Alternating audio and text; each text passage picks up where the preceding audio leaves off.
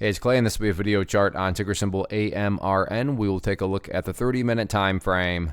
Real quick, what do I mean by 30-minute in case maybe you're new to charts?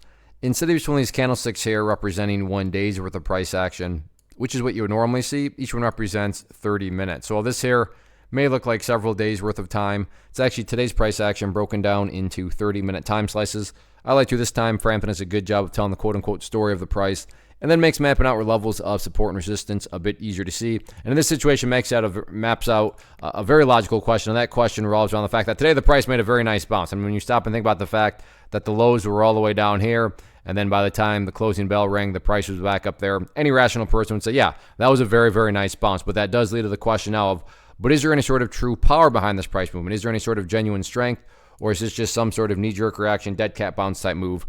I have no idea, but like I said, by using charts, we can make mapping out that question very straightforward. And in my mind, it all revolves around a single area, and that area is right here at $14.30. Why is $14.30 important? Well, hopefully we can agree on the logic that price movements with genuine power, with true strength, the price is going to progress forward. The price is not going to go back to where it was. So with that in mind, think about $14.30. If the price were to go down in that area and then just continue on down, what would that be doing to the price? Well, from a very literal perspective, that'd be putting the price right back inside of that channel pattern that it just broke out of. And again, going back, not a sign of true strength. Whereas let's say the price did come down here.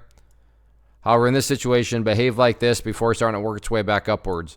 Now, all of a sudden, what would you have? Well, you'd have a set of lows right here.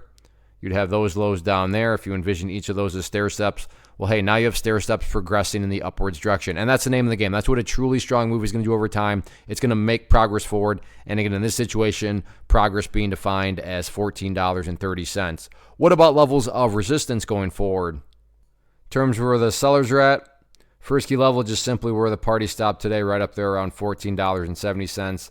And then if the price can push up through $14.70, next key level, actually not that far away, so it'd probably be wiser to just call this a resistance zone. So from about 1470 up to 1480 is what I'll call, the resistance zone going forward. So you got these couple levels right there. But if the price can get up through those areas, then yeah, there's definitely some room to move here. So the good news is, very nice movement today.